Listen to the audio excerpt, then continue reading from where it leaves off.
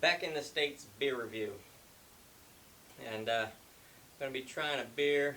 I've never heard of the brewery, I've never heard of the beer.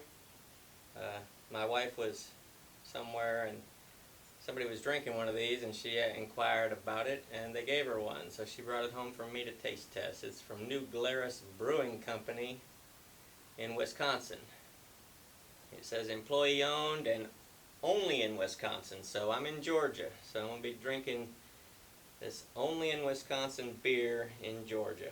Brewed and canned in New Glarus, Wisconsin. It's called Spotted Cow. So I'm not really sure what that's supposed to taste like. It says drink indigenous. It's like the state of Wisconsin with a fingerprint on it. So let's get this thing into a glass. See what it looks like. I didn't really read the can. Don't know what it's about. Don't know what style of beer it is. Looks rather light coming out of the can, so I'm going to assume that it's a lager. But you never know, so let's see what it's all about. It's cloudy.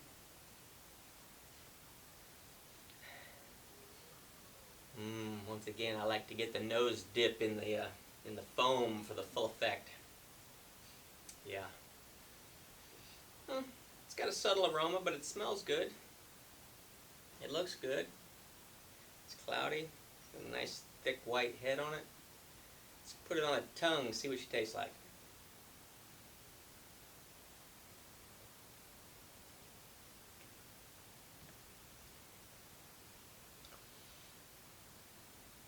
It tastes like a lager. It's a lager, to me, that's the classic beer flavor. It's exactly what it tastes like. Let's see what it says. Is there anything I can get off the can? Okay, so it's a yellowish can, and it turns kind of orangish and reddish at the bottom, and it's written in white. And I'm blind as a bat anyway. Hard to read, but let's see. It says cask conditioned ale has been the popular choice among brews since long before Prohibition. We continue this pioneer spirit with our Wisconsin farmhouse ale.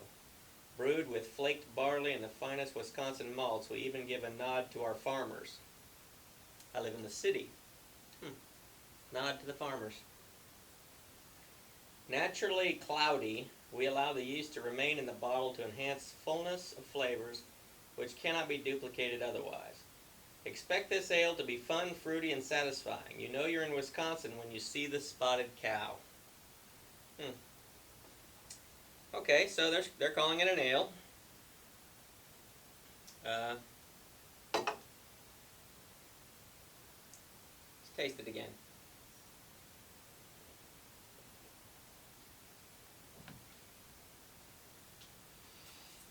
It says it's fruity, but I'm not really picking up any fruit out of it.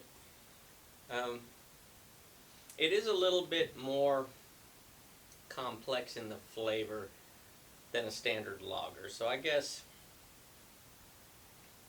if it is an ale, it's a mild ale.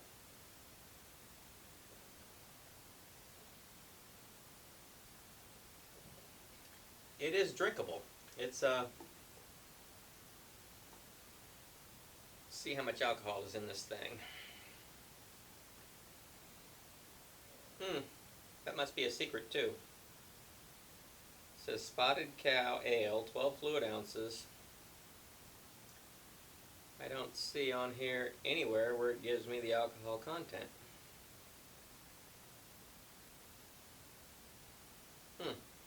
Well, looks like I'll have to do some investigating after I finish filming this. I'll have to go online and see how much alcohol it actually has in it. I don't taste a lot of alcohol. My guess it's in the 4% range. But it's got a nice flavor. It's got great carbonation. This is the first thing I've drank all day, and it's got me burping over here, so it's got some carbonation.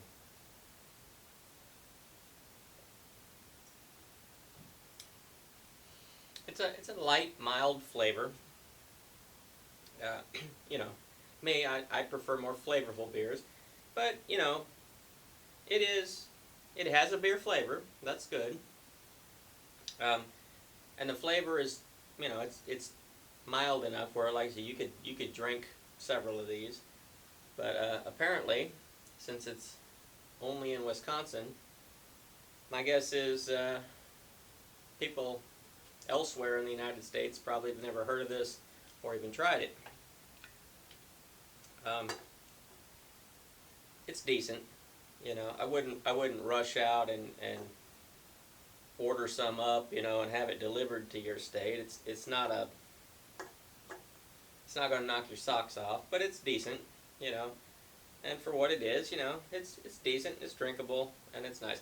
I just wish that they would have put the alcohol content on the can, because it's kind of a big deal. I mean, uh, when people go shopping, especially for a beer, and the can might catch their eye, the artwork on the can and the bottle might catch their attention, and then when they look at it and they're like, well, what is in this? I mean, I personally, I saw a beer reviewer reviewed a beer that had 2% alcohol in it, and I'm like, what's the point? I mean, you might as well be, reviewing an O'Doul's or something like that, a non-alcoholic beer when it's that low. Um, Beer drinkers, in my opinion, when beer drinkers drink beer, they drink it because, one, of the flavor, and two, of the alcohol. So, some people don't like the 10% alcohol beers because those are bombs. I mean, they'll hit you. You'll have one or two, and you'll be goofy. But if you want to sit around and drink several beers, a 4% beer, up to a 5%, you can get away with that. This is a little bit, troubling that they went through all the trouble to make this, this nice graphic for the can, and they left that important piece of information off. So that's unfortunate. But like I say, this was a beer somebody gave my wife for me to try. So I'm glad they did. It's decent. I wouldn't rush out and buy it, but if I was visiting and you offered me one, I'd drink it. I just, I would have liked to know how much alcohol was in it. But, that being said, it is, everything else it says on the label. It's cloudy. They say it's naturally cloudy because of the way that it's aged, or what did they say? It was naturally cloudy. We allow the yeast to remain in the bottle to enhance fullness of flavors. Okay, so the yeast, well, they say bottles. This came in a can. But, so the yeast are in here. They don't, I used to brew my own beer. And, a lot of the sediment and whatnot in the brewing process when it's fermenting will settle down in the bottom. That stuff's not going to hurt you. Totally, you can drink it. Some beers include that. It's called Trub. I think they call it Trub. It can go in the beer. It's okay. This doesn't seem to have any sediment. I mean, I don't see anything gathering at the bottom, but it is cloudy. I mean, looking through it, it's a light color yellow, but you can see the cloudiness. You can't really see through it because it is so cloudy. But, it's good. On a scale of 1 to 10, I'd give it a 5. Just because the flavor is not really going to knock your socks off. It looks great. It looks great. But with the flavor being the way that it is, and the fact that they don't tell you the alcohol content on the can, it's got to affect the score a little bit. Because like I say, when you go to the beer store and you're looking to buy, especially to try something new, that's a little bit of information that I think most people would want to know.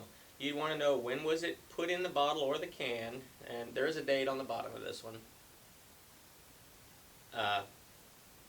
So they put the canning date on there, but not the alcohol content. So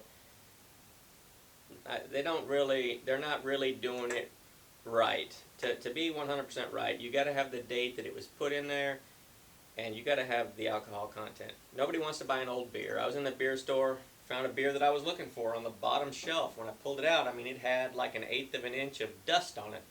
So I'm like, oh, this doesn't look right. I flipped it over, looked at the date. That beer was a year old, or it had been bottled a year previous, almost to the day. So it had been sitting on the shelf for a year, and that can drastically affect the flavor of the beer. So, that being said, if you didn't know, next time you go to the beer store, look for the date that it was put in the bottle or the can. That's important. You want the freshest beer possible. And 2, make sure it's got the alcohol, the ABV on it, so at least you know what you're buying. And you'll get more bang for your buck that way. So, thanks for joining me. Don't forget to like and subscribe. I'm back in the States and I'm looking forward to it because now I'm going to be reviewing all of those crazy craft brews that every time I go in the store, those labels are just screaming at me to try them because they really draw you in with the artwork now. So that's what I'm going to be doing for the foreseeable future. So thanks for joining me, and I look forward to seeing you next time. Until then.